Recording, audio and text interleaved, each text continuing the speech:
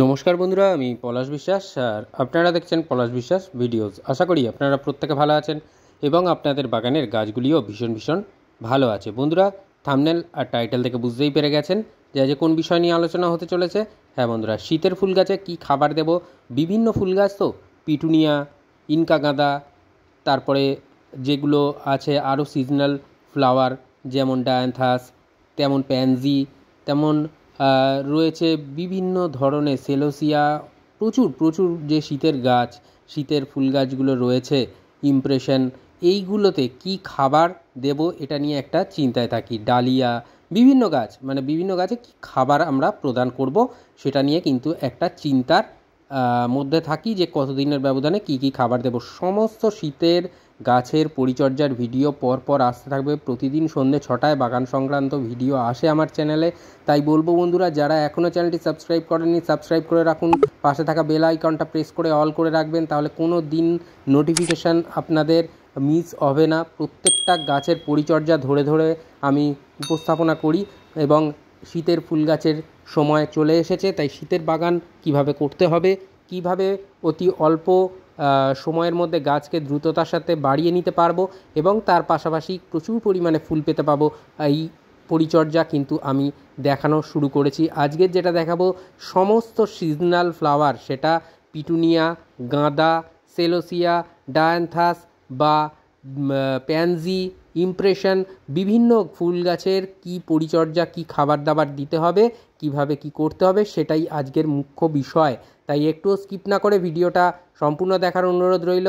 আর অবশ্যই সকলের মাঝে শেয়ার করে দিন, কারণ এই শীতের সিজনাল ফ্লাওয়ারের খাবার এখন থেকেই বানিয়ে নিতে হবে এবং বানিয়ে নিলে এই খাবার গাছে দিলে ম্যাজিকের মতো রেজাল্ট করবে। যেমন গাছের বৃদ্ধি বাড়বে, বৃদ্ধি হবে দ্রুত, তেমনই কিন্তু অজস্র শাখায় ভরবে গাছ, আর তার পাশাপাশি ফুল আসবে প্রচুর পরিমাণে। একটা টেবিল চামচকে আমি মাপের একক হিসাবে ধরে নিয়েছি। এখানে দেখুন 15 টেবিল চামচ নিয়ে নিয়েছি ভার্মি কম্পোস্ট। আমি যে ইকুয়েশনটা বলছি, যাদের যতটুকুনি খাবার লাগবে তারা সেই হিসাবে বানাবেন। টেবিল চামচের অনুপাতে খাবারটা আমি বলে দিচ্ছি যে কোন উপাদান কতটা পরিমাণে নিয়েছি। এই ভার্মি কম্পোস্ট নিয়েছি 15 টেবিল চামচ, যদি 1 বছরের পুরনো গোবর সার হয় সেটাও 15 টেবিল চামচ নেবেন। 10 টেবিল চামচ রয়েছে এখানে নিম খোল। নিম খোল যেমন নিউট্রিশন যোগাবে, তেমন গাছের মাটি থেকে পোকামাকড়কে দূরে রাখবে এবং দূরে রাখতে সাহায্য করবে। এই নিম খোল নিয়েছি 10 টেবিল চামচ পরিমাণে। এখানে হাড় গুঁড়ো, এখানে হর্নমিল বা শিংকুচি, এই শিংকুচি নিয়েছি 10 টেবিল চামচ।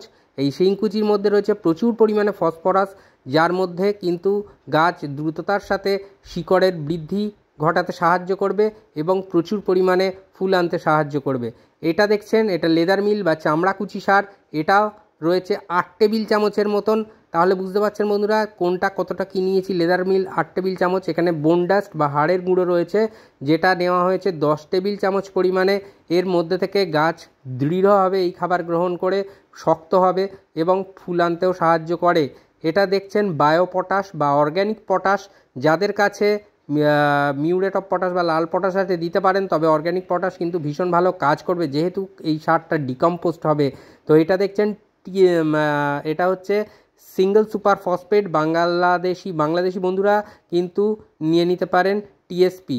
এটা 10 টেবিল চামচ নেওয়া হয়েছে। এই জিনিসটা ম্যাগনেসিয়াম সালফেট বা এপসাম সল্ট এবং এই জিআর দানা, এটা অনুখাদ্য।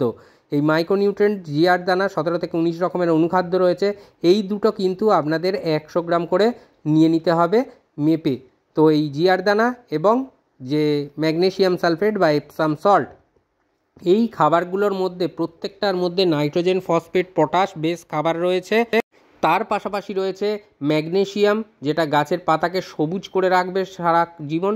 আর অবশ্যই তার পাশাপাশি রয়েছে যে অনুখাদ্য বা মাইক্রোনিউট্রেন্ট জিআর দানার রূপে।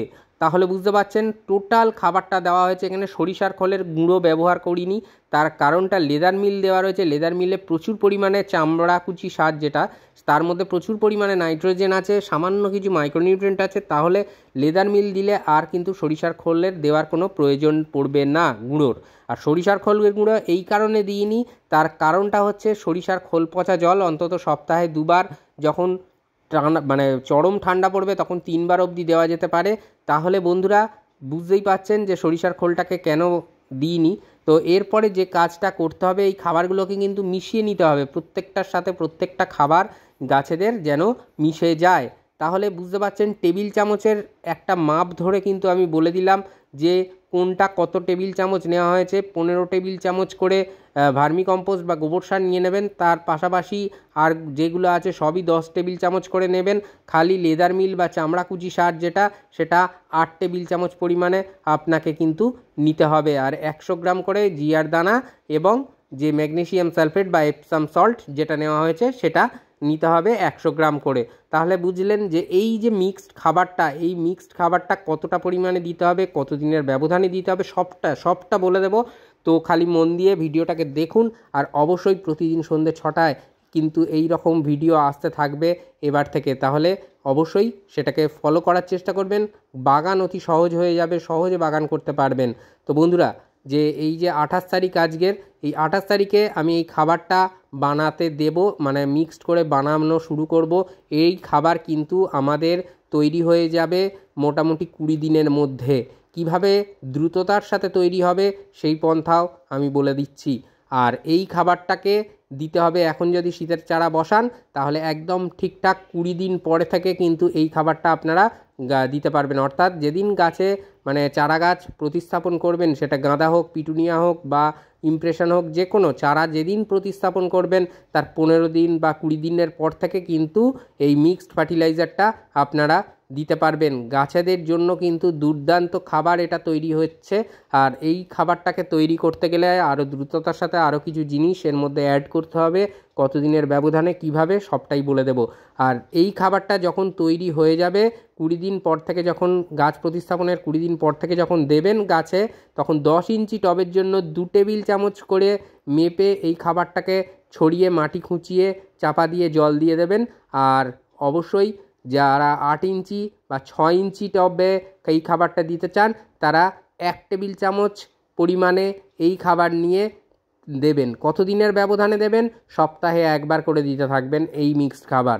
দুর্দান্ত রেজাল্ট আপনারা আপনাদের গাছগুলো থেকে পেতে থাকবেন, দেখবেন বন্ধুরা। আর এই খাবারটা ডিকম্পোজড হয়ে যাওয়ার কারণে যে টেম্পার খাবার যদি আমরা ডাইরেক্ট দিই, অর্থাৎ পটাশ বা সিঙ্গেল সুপার ফসফেট বা ডিএপি যেটাই বলুন না কেন, যে সেগুলো যদি সরাসরি দিই, শীতের গাছ কিন্তু একটু নরম প্রকৃতির হয়, সহজে চট করে সেই খাবারের যে টেম্পারটা, যে ঝাঁঝটা, সেটা কিন্তু নিতে পারে না, যার ফলে গাছ কিন্তু ক্ষতিগ্রস্ত হয়ে যায়। তাই বলবো বন্ধুরা যে এই খাবারটাকে বানিয়ে নিচ্ছি এবং এই খাবারটাকে আমি প্লাস্টিকের মধ্যে বন্ধ করে রাখবো ভরে। আপনারা যদি মাটির কোনো হাঁড়ি বা মাটির কোনো পাত্র থাকে সেটাকে ব্যবহার করবেন, তাহলে আরও ভালো রেজাল্ট পাবেন। আমার কাছে নেই মাটির হাঁড়ি বা পাত্র কোনো, তো সেই কারণে আমি জোগাড়ও করে উঠতে পারিনি। তো এই কারণে প্লাস্টিকের মধ্যেই আমি এটাকে রাখবো এইভাবে, এবং রেখে এর মধ্যে সামান্য জল দিয়ে দেব, যেটা এদের ডিকম্পোস্ট করতে সাহায্য করবে। তো দেখুন এইভাবে জল দিয়ে দেব, এবং জল দেওয়ার পর এই প্লাস্টিকের মুখ কিন্তু বন্ধ করে রাখবো এবং কখনোই রৌদ্রের মধ্যে রাখবো না। এটাকে আপনারা শেডি এরিয়ায় রাখবেন, ছাওয়া জায়গায় রাখবেন। আর অবশ্যই দিনের মানে 2 দিন ছাড়া এটাকে এইভাবে কোনো কাঠি দিয়ে ভালো করে নাড়িয়ে চাড়িয়ে দেবেন, এবং 2 দিন ছাড়া সামান্য পরিমাণে জল এর মধ্যে অ্যাড করতে থাকবেন। আর আরেকটা কাজ এর মধ্যে করতে হবে, ঠিক এই খাবারটা যত 1 সপ্তাহ পরে, মানে যতদিন এই প্লাস্টিকের মধ্যে 1 সপ্তাহ রইল, তারপরে মানে এই যে খাবার 15 টেবিল চামচ করে যে জিনিস নিয়েছি, 10 টেবিল চামচ করে নিয়েছি, এই পরিমাণে যদি আপনারা বানান, তার মধ্যে 50 গ্রাম যে কোনো গুড় আপনারা এর মধ্যে অ্যাড করে দেবেন। সেটা ভেলি গুড় হতে পারে, আখের গুড় হতে পারে, যে কোনো গুড়। তাহলে এই খাবারটা কিন্তু আরও দ্রুততার সাথে আপনার ডিকম্পোজড হবে এবং দুর্দান্ত রেজাল্ট আপনারা কিন্তু এই খাবারটার সাথে পাবেন। মাঝে মাঝে এইভাবে ঝাঁকিয়ে নেবেন প্লাস্টিকটাকে নিয়ে পরবর্তীকালে, আর অবশ্যই কাঠি দিয়ে ঘেঁটে নেবেন, 2 দিন ছাড়া জল দিয়ে ভিজিয়ে দেবেন। ব্যাস, এই খাবারটা যদি দেন, শীতের গাছে আর কোনো খাবার আপনার দিতে লাগবে না।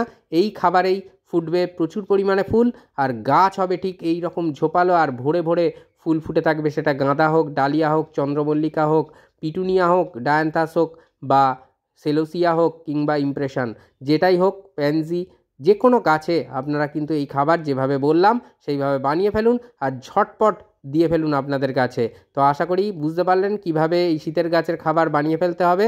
তো আজকের মতো এ পর্যন্তই বন্ধুরা, আবার আসছি আগামীকাল ঠিক সন্ধ্যে 6টায়। ততক্ষণ সকলে সুস্থ থাকুন, ভালো থাকুন, আর প্রচুর পরিমাণে গাছ লাগানোর পাশাপাশি দেখতে থাকুন পলাশ বিশ্বাস ভিডিওস। মন থাক চিরসবুজ, পৃথিবী হোক সবুজময়, এই বলে আজকে এখানেই সমাপ্ত করছি। আবার আসছি আগামীকাল সন্ধ্যে 6টার সময় নতুন গাছের পরিচর্যার বিষয় নিয়ে। আজকের মতো এ পর্যন্তই। খুব ভালো থাকবেন সকলে। Happy gardening. নমস্কার বন্ধুরা।